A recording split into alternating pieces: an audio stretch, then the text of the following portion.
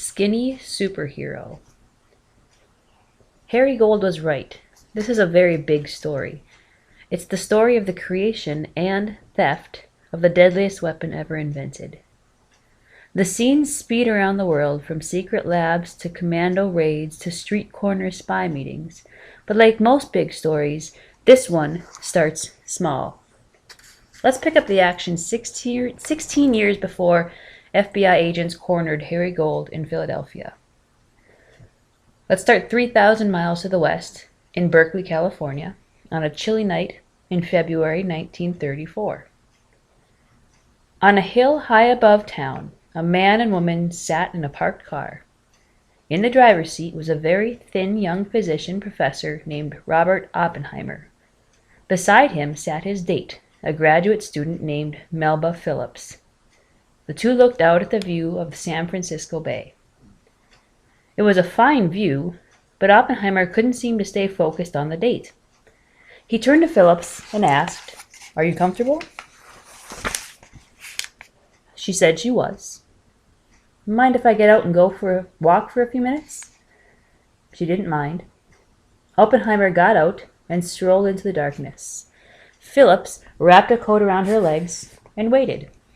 She waited a long time. At some point, she fell asleep. She woke up in the middle of the night. The seat beside her was still empty. Worried, she stepped onto the road and waved down a passing police car. "My escort went for a walk hours ago, and he hasn't returned," she told the cop. The police searched the park, but found nothing. They notified headquarters, and a wider search was begun. An officer drove to Oppenheimer's apartment to look for useful clues. He found the professor in bed, sound asleep. The cop shook Oppenheimer awake and demanded an explanation. Oppenheimer said he'd gotten out of the car to think about physics. "I just walked and walked," he said, "and I was home, and I went to bed. I'm so sorry." A reporter for the San Francisco Chronicle got hold of the story and wrote an article with the headline, "Forgetful Prof Parks Girl Takes Self Home." No one who knew Robert Oppenheimer was the least bit surprised. He'd always been different. A girl who knew Robert as a child in New York City described him as very frail, very pink-cheeked, very shy, and very brilliant. Oppenheimer was a tougher critic. "A repulsively good little boy," he said of himself. "My life as a child did not prepare me for the fact that the world is full of cruel and bitter things." He was constantly getting sick, so his nervous parents tried to protect him by keeping him inside. While other boys played in the street, Robert sat alone in his room, studying languages, devouring books of literature and science, and filling notebooks with poetry. Around kids his age, he was awkward and quiet, never knowing what to say unless he could bring the conversation around to books. Then he would let loose annoying bursts of learning. "Ask me a question in Latin," he'd say, "and I'll answer you in Greek." Hoping to toughen up their stick-skinny 14-year-old, Robert's parents sent him to a sports summer camp. But he was an awful athlete and simply refused to participate. Then the other campers found out he wrote home every day and that he liked poetry and looking for minerals. And that's when they started calling him Cutie. Robert never fought back. He never even responded. That made his tormentors even angrier. One night after dinner, Robert went for a walk. A group of boys waited for him in the woods. They grabbed him, dragged him to an ice house, and tossed him on the rough wood floor. They ripped off his shirt and pants, dipped a brush in green paint, and slapped the dripping bristles against his bony body. Robert never said a word about the attack to camp counselors.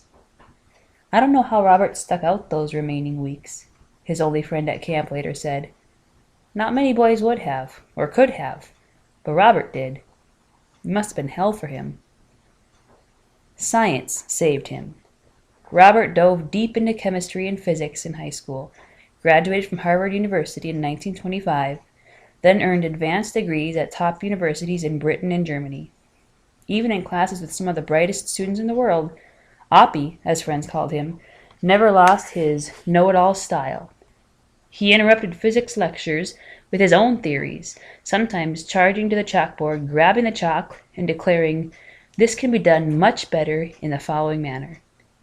Classmates got so annoyed, they actually signed a petition asking him to allow others to speak in class. After that, Oppenheimer calmed down, a little bit. "The trouble," a friend said, "is that Oppie is so quick on the trigger intellectually that he puts the other guy at a disadvantage." He'd lucked into a thrilling time in theoretical physics. Physicists were just beginning to figure out what atoms look like and how the tiny particles inside them move and affect each other. Theoretical physicists were the explorers of their day, using imagination and mind-bending math to dig deeper and deeper into the surprising inner works of atoms. Oppenheimer knew he'd found his calling. When he returned to the States, schools all over the country tried to hire him. He picked the University of California in Berkeley, where he quickly built the country's best theoretical physics program. Students who came to study with Oppenheimer quickly realized they were in for a wild ride. When you took a question to him, one student remembered, he would spend hours, until midnight perhaps, exploring every angle with you. He generally would answer patiently, another student agreed, unless the question was manifestly stupid, in which event his response was likely to be quite caustic. While sitting in other professors' lectures, Oppenheimer was known to squirm impatiently. "Oh, come now," he'd call out. "We all know that. Let's get on with it." Oppenheimer's own lectures, according to a student named Edward Gurrier, were lightning bursts of ideas, theories, and math on the blackboard. He spoke quite rapidly and puffed equally rapidly, Gurrier said. When one cigarette burned down to a fragment he no longer could hold, he lit another. Oppenheimer paced as he lectured, his wiry black hair sticking straight up, his large blue eyes flashing, and he furiously wrote, erased, wrote more, talked, puffed, and bobbed in and out of a cloud of white smoke. During one lecture, he told students to think about a formula he'd written. There were dozens scrawled all over the board, and a student cut in to ask which formula he was talking about. "Not that one," Oppenheimer said, pointing to the blackboard. "The one underneath." "There is no formula below that one," the student pointed out. "Not below, underneath," snapped Oppenheimer. "I've written over it." As one of Oppenheimer's students put it, everyone sort of regarded him, very affectionately, as being sort of nuts. "I need physics more than friends," Oppenheimer once told his younger brother. Lost in his studies, Oppenheimer paid little attention to the outside world. He didn't hear about the stock market crash that triggered the Great Depression until 6 months after it happened. He first voted in a presidential election in 1936 at the age of 32. "Beginning in late 1936, my interests began to change," he later said.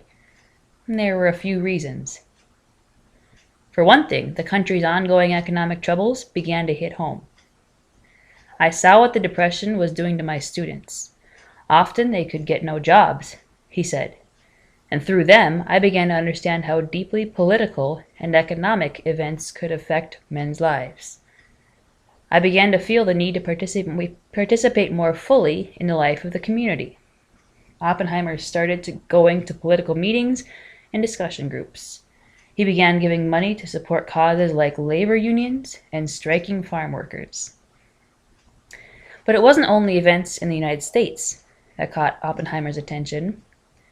He was also alarmed by the violent rise of Adolf Hitler and his Nazi Party in Germany. Hitler took over as Chancellor of Germany in 1933 and started arresting political opponents and tossing them into concentration camps. With complete control of the country in his hands, Hitler began persecuting German Jews, stripping them of their legal rights, kicking them out of universities and government jobs. Oppenheimer, who was Jewish, still had family in Germany, as well as Jewish friends from his student days. When he heard that Hitler was harassing Jewish physicists, Oppenheimer dedicated a portion of his salary to help them escape Nazi Germany. At the same time, the German dictator built up a huge military and started hacking out what he called a Greater Germany, a massive European empire that Hitler insisted rightfully belonged to the Germans. He annexed neighboring Austria in 1938, then demanded a huge region of Czechoslovakia.